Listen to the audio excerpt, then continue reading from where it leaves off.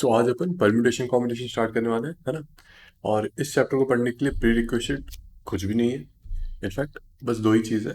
पहला common sense और दूसरा कॉन्सेंट्रेशन। ठीक है। तो अच्छे से ध्यान से सुनना, क्या करवा रहा हूँ, कैसे करवा रहा हूँ। बहुत आराम से हो जाएगा। फालतू में डरते हो आप इस चैप्टर से, है ना। तो स्टार्ट करते हैं। ओके। पहले होता है fundamental principle of counting. Fundamental principle of counting. Let's say मुझे कोई एक टास्क को कंप्लीट करना है। अब इस टास्क को कंप्लीट करने के लिए लेट से मुझे 3 सब टास्क करना पड़ेगा। लेट से ये वर्क है। ये पूरे काम को खत्म करने के लिए मुझे 3 काम करना पड़ेगा, और ऐसा नहीं कि कोई 2 या फिर कोई एक कर रहा हो तो ये काम खत्म हो गया, नहीं, तीनों को करना पड़ेगा। और उसका लेट से ऑर्डर भी डिफाइंड है कि पहले मुझे W1 करना है, फिर W2 करना है, फिर W3 करना है ना। मान लो ऐसे कुछ है। लेट से W1 काम करने के P तरीके हैं। W1 काम करने के P वेज है। वैसे ही W2 काम करने के मान लो Q वेज हो गए, और W3 करने के लेट से R वेज। तो मैं टोटल कितने तरीकों से या फिर कितने डिस्टिंक्ट तरीकों से W को कंप्लीट कर सकता हूँ, मतलब काम को कंप्लीट कर सकता हूँ, है ना। ऑर्डर डिफाइंड है, पहले W1 करना है, फिर W2, फिर W3। ठीक। ओके। मान लो W1 जो है उसका एक काम करने का तरीका हो गया W11, दूसरा W12, तीसरा W1P, ऐसे करते करते W1P। मान लो ये तरीके हो गए। ओके। लेट से मैं चूज कर रहा हूं कि मैं W12 वाला तरीका तरीका अपना के W1 कंप्लीट कर रहा हूं, है ना। ओके। अब उसके बाद W2 करना है, तो ठीक है, W12 वाला तरीका अपना के अपन उसके बाद W2 कर रहे हैं। अब W2 करने का कितना तरीका हो गया, एक W21 मान लो, एक W22, W23, ऐसे करके W2Q। ठीक। ओके। मान लो इनमें से मैं W23 वाला जो है वो वाला वे यूज करके W2 वाला काम खत्म कर दूं। ठीक। अब नेक्स्ट आता है W3। ओके। तो W23 के बाद मुझे W3 कंप्लीट करना है। मान लो W3 करने का पहला तरीका W31 है, और एक तरीका W32, ऐसे करते करते W3R। ठीक है। ओके। तो मैं पहले W12 वे में वर्क 1 को कंप्लीट कर रहा हूँ, फिर W23 वे में वर्क 2 को कंप्लीट कर रहा हूँ। अब W3 को कंप्लीट करने के लिए मेरे पास कितने वेज हो गए, R वेज है, मतलब R में से कोई एक चूज करूंगा तो हो जाए कंप्लीट मेरा काम, है ना। ओके। तो इससे मुझे पता चला कि हर एक पेयर के लिए, मतलब W12 और W23 पेयर के लिए मेरे पास R वेज है ना। वैसे W12 के साथ मैं कितने तरीकों से W2 कंप्लीट कर सकता हूँ, क्यू वेज में, क्यू है ना, क्यू वेज में। ठीक है। ओके। तो इसका मतलब अगर मैं W1 चूज कर रहा हूँ, मतलब W12 वाला वे चूज कर रहा हूँ, तो उसमें उस ऑर्डर में W2 को कंप्लीट करने के लिए मेरे पास Q वेज हो गए, और W3 को उसके बाद कंप्लीट करने के लिए मेरे पास R वेज हो गए, है ना। नहीं तो इसको ऐसे देखें, अच्छे से समझा देता हूँ कि W23 के लिए मेरे पास R वेज है, W22 के लिए भी R ही वेज होंगे, W21 अगर चूज करो उसमें भी R वेज, वैसे ही W2Q अगर चूज करो तो उसमें भी R वेज है W3 कंप्लीट करने का। ठीक है। तो सबके लिए R वेज हो गए, तो R इंटू क्यू, है ना। ओके। तो मतलब W12 अगर वे चूज कर रहा हूं तो बाकी दोनों काम खत्म करने के लिए मेरे पास R इंटू क्यू वेज हो गए। अब W1 कंप्लीट करने के लिए मेरे पास कितने तरीके हैं, P तरीके है ना। तो अभी 1 2 के पास R इंटू क्यू, वैसे ही 1 1 के पास भी R इंटू क्यू होगा, 1 3 के पास भी R इंटू क्यू होगा, 1 P के पास भी R इंटू क्यू होगा। तो टोटल कितना हो गया, P into Q into R। Clear है। अच्छे से समझ में नहीं आया तो फिर से इस चीज़ को रिवाइंड कर लो। ठीक है, मैं अभी एग्जाम्पल लेके समझाऊंगा, बट अभी इसका आंसर क्या हो गया? P into Q into R. ठीक है, ओके। अब इसको एक रियल लाइफ एग्जाम्पल लेके समझाते हैं। मान लो मैं डेस्टिनेशन ए पे हूँ, मुझे ए से सी जाना है वाया बी।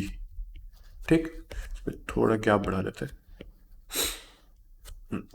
मुझे ए से सी जाना है वाया बी, तो मतलब ए से सी को जाना है बी के रास्ते होते हुए। मान लो ए से बी जाने के लिए मेरे पास पी वेज है, लेट्स से पी वेज, और बी से सी जाने के लिए मान लो क्यू वेज, है ना। अब मुझे ए से सी को तो पहुंचना ही है वाया बी, तो मैं कोई भी रास्ता चूज कर सकता हूँ। मान लो मैं ए से बी जाने के लिए ये वाला चूज कर लिया। अब अगर ये वाला चूज कर रहा हूँ, अब बी से सी जाने के लिए इनमें से कोई भी हो सकता है। ठीक है, वैसे ही अगर मैं दूसरा वाला चूज कर रहा हूँ, अगर मान लो मैं ये दूसरा वाला कोई एक रास्ता चूज कर रहा हूँ ए से बी जाने के लिए, तो उसके लिए भी ये सारे वेज एप्लीकेबल होंगे बी से सी जाने के लिए। मतलब ए से बी कोई एक रास्ते में जा रहा हूँ, बी से सी जाने के लिए सारे क्यू वेज जो है, सारे ऑप्शंस खुले हुए हैं, है ना। तो मतलब इंडिविजुअली हर रास्ते के लिए, अगर ए से बी देख रहा हूँ तो ए से बी जाने का हर रास्ते के लिए बी से सी जाने का क्यू वेज हो गया, है ना। तो टोटल कितने रास्ते हैं यहाँ पे? पी वेज है, तो P into Q, P into Q तरीकों से मैं ए से सी को जा सकता हूं वाया बी।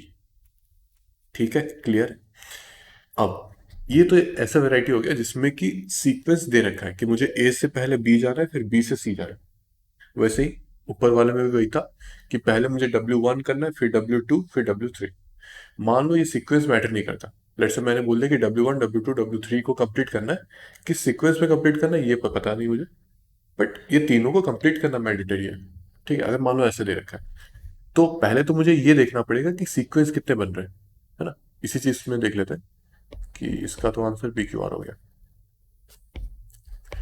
अब दूसरा सीक्वेंस ऐसे हो सकता है कि W1, W3, फिर W2।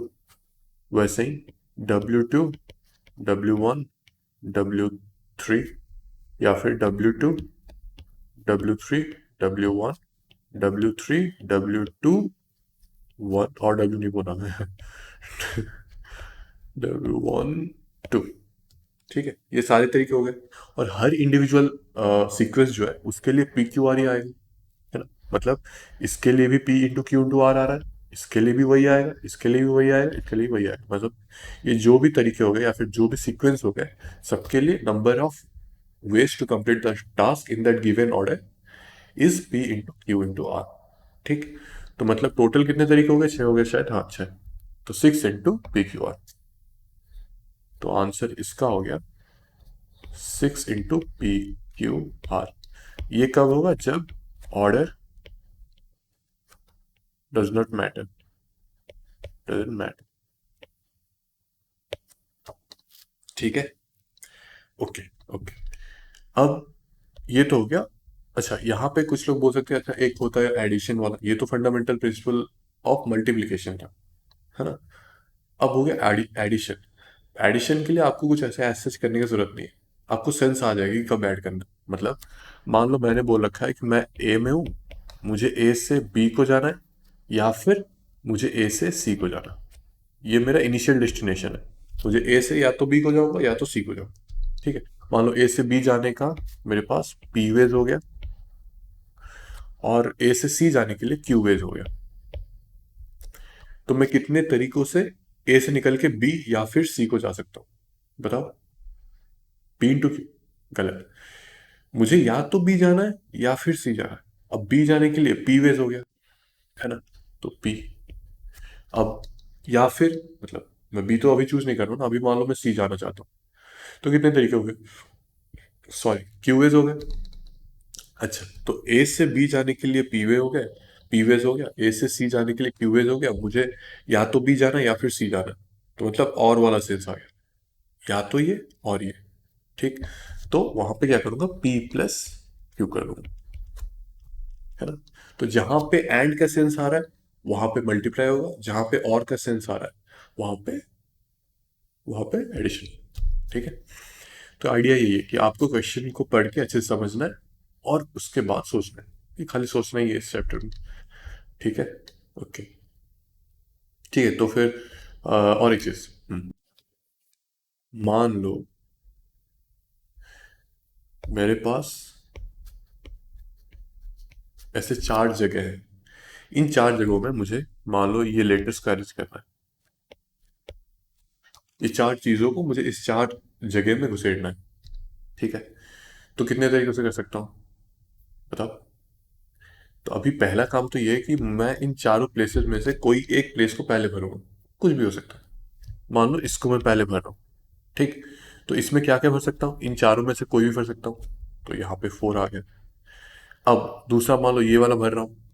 तो अभी यहाँ पे एक तो यूज हो गया ना। वो ए हो सकता है, बी हो सकता है, सी हो सकता है, डी हो सकता है, कुछ भी हो सकता है। बट एक यूज हो गया। इसका मतलब मेरे पास बचा कितना, 3। तो इसमें 3 भर सकता हूँ। वैसे ही मान लो ये वाला अगर चूज कर रहा हूँ तो अभी ऑप्शंस 2 बचे। यहाँ पे एक ही बच गया। ठीक है। इसका मतलब अगर मुझे चार चीज़ों को चार जगह में भरना है तो मेरे पास कितने वेज हो गए, पहले 4 इंटू 3 इंटू 2 इंटू 1। तो इसको अपन 4 फैक्टोरियल भी लिख सकते हैं, है ना। अगर फैक्टोरियल का मतलब पता नहीं है, मान लो मैं अगर n फैक्टोरियल लिखता हूँ, इसका मतलब ये है कि 1 into 2 into 3 up till n। ठीक है। तो अगर चार चीज है, चार जगह में भरना है, 4 फैक्टोरियल। n चीजें हैं, n जगह में भरना है, तो n फैक्टोरियल। ठीक। अब मान लो नहीं तो ये पे रहता है। अभी परम्यूटेशन और कॉम्बिनेशन क्या होता है ये देखते हैं। एक सवाल के थ्रू समझेंगे तो इजी आएगा अपन को। कहाँ गया फिर सवाल।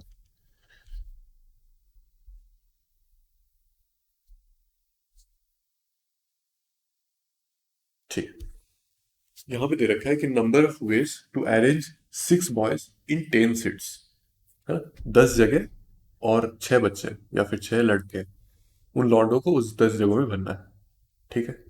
क्वेश्चन समझ में आया? ओके। अभी मान लो वो जो सीट्स थे ना, उसके नीचे एक एक सीट नंबर था, मान लो 1 2 3 ऐसे करके सीट नंबर थे। तो मेरे पास टोटल कितने नंबर, अभी मैं मान लो उसको वो नंबर्स को एक चीट में लिखा, चीट्स में लिखा। ठीक है। तो उस चीट्स में नंबर हो गया, एक 1, फिर 2, फिर 3, ऐसे करते करते 10 सीट्स है।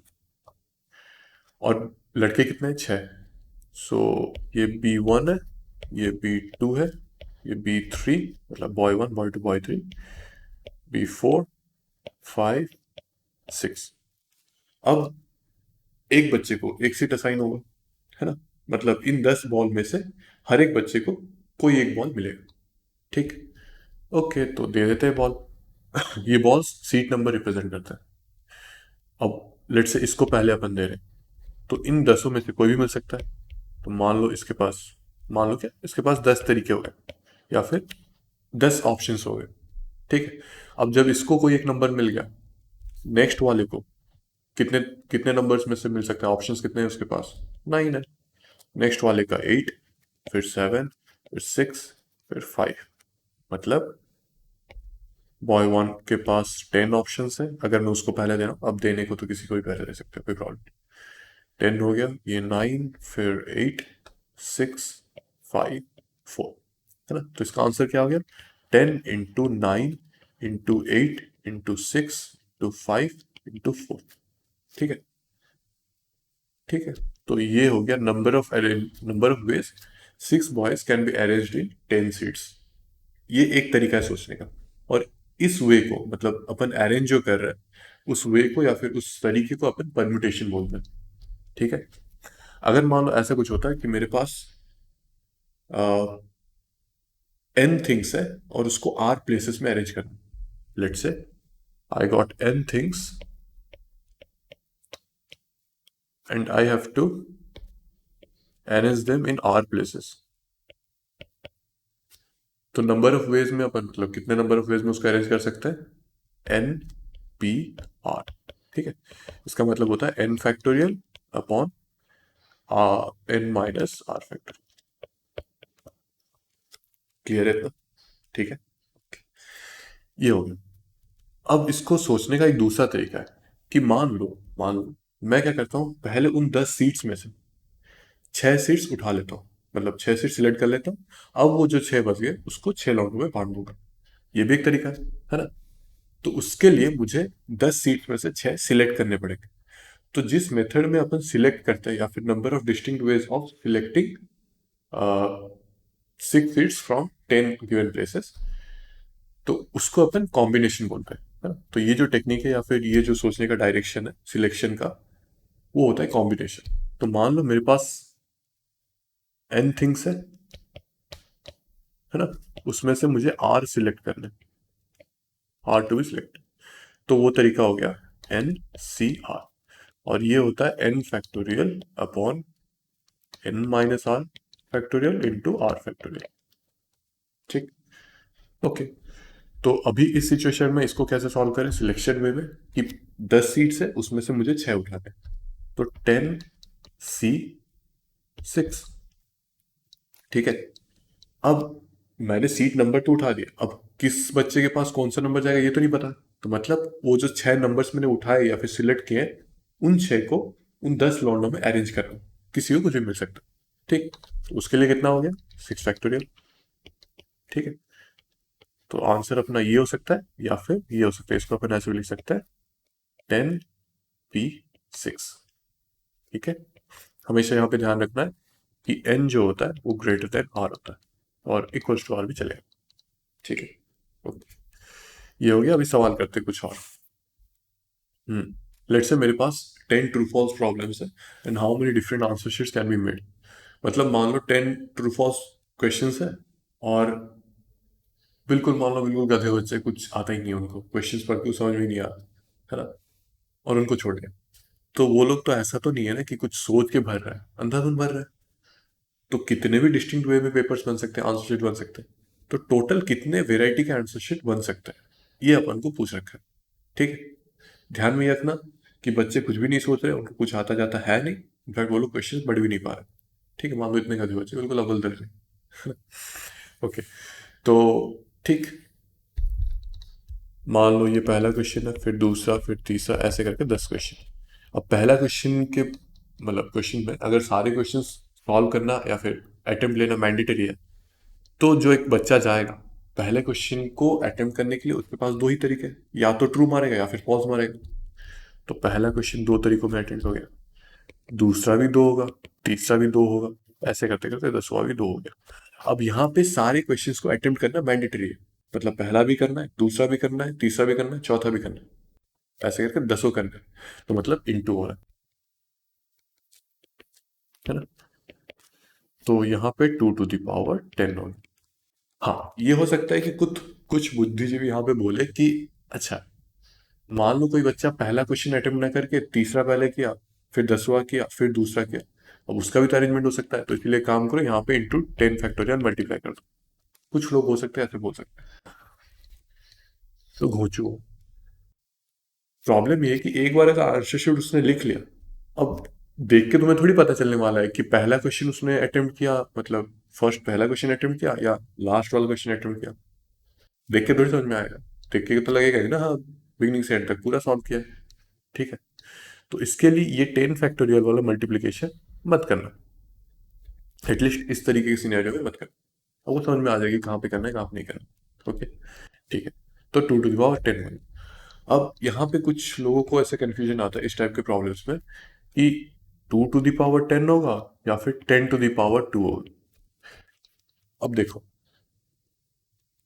इसको थोड़ा अगर, हालांकि इसमें कॉमन सेंस समझ में आ जाएगा, हर क्वेश्चन में कॉमन सेंस समझ में आ जाना चाहिए।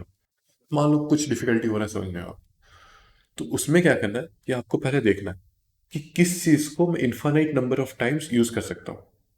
मतलब दो ऑप्शन जो है यहाँ पे, जैसे क्वेश्चन है, आंसर है, तो क्या मैं 10 से ज्यादा क्वेश्चन अटेम्प्ट कर सकता हूँ, या फिर ट्रू फॉल्स को जितने नंबर ऑफ टाइम्स यूज कर सकता हूँ।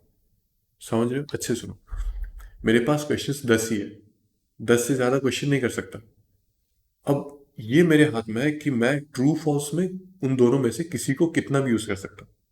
मैं, ऐसा हो सकता है कि सारे को ट्रू मार रहा हूँ, है ना, मान लो सारे को फॉल्स मार रहा हूँ, या फिर 5 ट्रू 5 फॉल्स, या फिर 8 ट्रू 8 फॉल्स। सॉरी 8 तो नहीं होगा, 8 ट्रू 2 फॉल्स, ऐसे कर सकता हूँ। तो मतलब मैं ट्रू फॉल्स को अनलिमिटेड टाइम्स यूज कर सकता हूँ, वो मेरे पास सप्लाई पूरा इन्फाइनाइट है ना। बट जो लिमिटेड स्टफ है वो 10 है। तो हमेशा ये याद रखना कि चॉइसेस, यहाँ पे ट्रू और फॉल्स चॉइस है, to the power limited stuff. ठीक है, हमेशा यही होता है। यहाँ पे चॉइसेस क्या है, ट्रू और false, so two choices to the power limited चीज जो कि 10 है, मतलब 10 इक्वेशन आइटम करने में मुझे।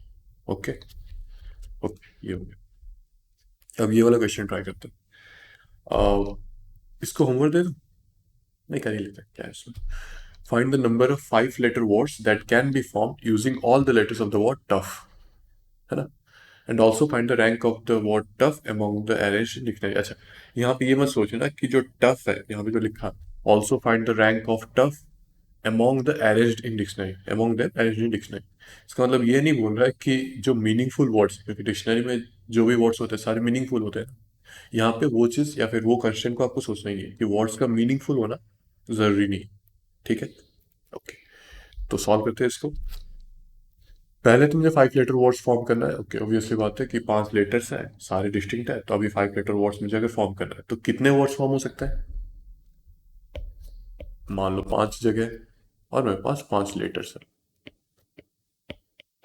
अब इन लेटर्स को इन जगह में डालना, कितने तरीके से डाल सकता हूँ, बिल्कुल सही, 5 फैक्टोरियल।